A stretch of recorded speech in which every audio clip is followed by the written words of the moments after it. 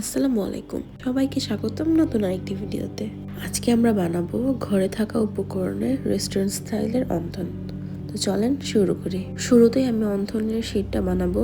তো এর জন্য আমি নিচ্ছি 2 কাপ অল পারপাস ফ্লাওয়ার এবং হাফ কাপ কর্নফ্লাওয়ার। দিচ্ছি স্বাদমতো লবণ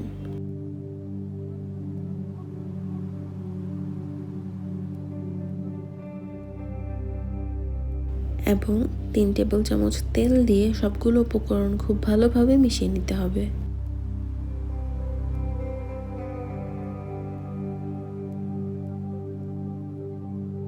এখন দিচ্ছি একটি ফ্যাটানো ডিমের অর্ধেক।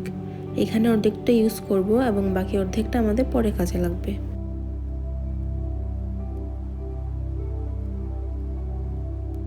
সবকিছু খুব ভালোভাবে মেশানো হয়ে গেছে।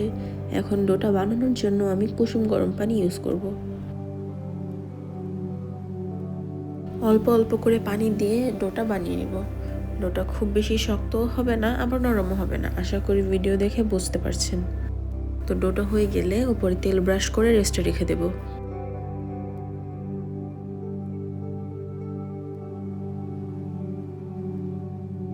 ডোটা রেস্ট হতে থাক। এই পর্যায়ে চলেন আমরা অন্থনের পুরোটা রেডি করে ফেলি। এর জন্য নিচ্ছি 1 কাপ চিকেন কিমা,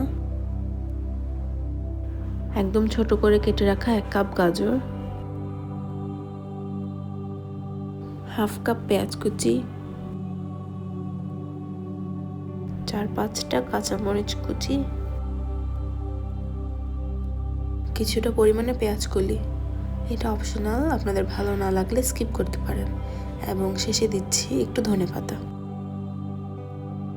দিচ্ছি 1 টেবিলস্পুন পরিমাণের আদা রসুন বাটা, দিচ্ছি 1 টেবিলস্পুন ম্যাগি সস। এখানে হাতের কাছে ম্যাগি সসটা না পেলে সয়া সস ব্যবহার করতে পারবেন।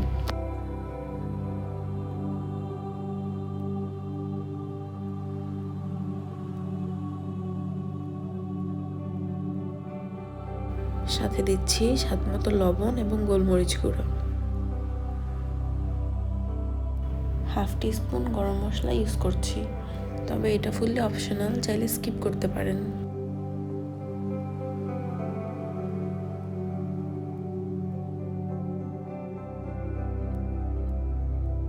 সবগুলো উপকরণ খুব ভালোভাবে মিক্স করে বাকি অর্ধেকটা ডিম এখানে দিয়ে দেব।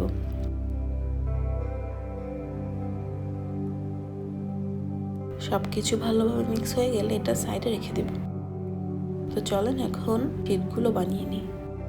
দেখেন রেস্টে থেকে ডোটা কিন্তু খুব নরম হয়ে গেছে। এখন আমি ডোটা থেকে বড় বড় রুটি বেলে নিয়ে সেটা থেকে শীট আকারে কেটে নেব। শীট আপনাদের যেভাবে ইচ্ছে সেভাবেই বানিয়ে নিতে পারেন আপনাদের সুবিধা অনুযায়ী।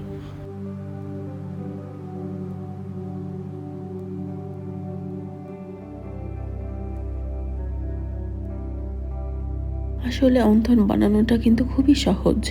যদি রেসিপিটা একদম ভালোভাবে ফলো করেন, আপনারাও চাইলে আমার মতো সহজে এবং সুন্দরভাবে অন্থন বানিয়ে নিতে পারবেন।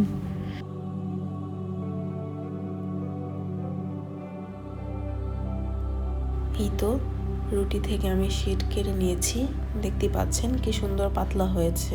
এখন অন্থনগুলো ফোল্ড করে নেওয়ার পালা।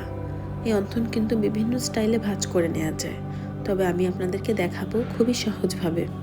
এর জন্য আমি শুরুতেই মাঝ বরাবর একটুখানি পুর দিয়ে নিচ্ছি এবং কোনাকুনি আটা এবং পানির মিশ্রণটা আমি গ্লু হিসাবে ব্যবহার করছি।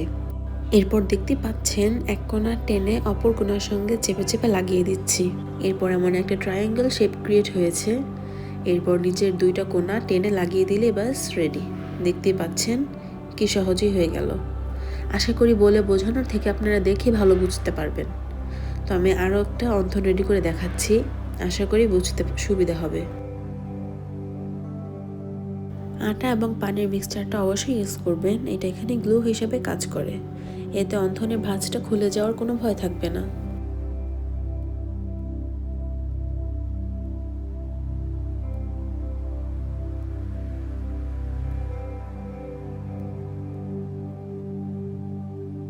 দেখছেন কি সহজেই করে ফেলছি। তোর অপেক্ষা কিসের? বাসায় ট্রাই করে ফেলেন এবং আমাকে জানান কেমন লাগছে ভিডিওটা।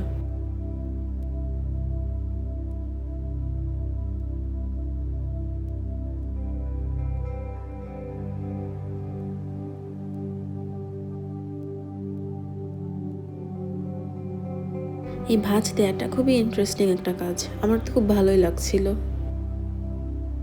এই তো এই ফাঁকে আমার অন্তন সব বানানো হয়ে গেছে, চলেন এখন ভেজে ফেলি। প্যানে যথেষ্ট পরিমাণে তেল গরম করে আমি অন্থনগুলো ভেজে নেব। মাঝারি আঁচে উল্টে পাল্টে অন্থনগুলো ভেজে নিতে হবে।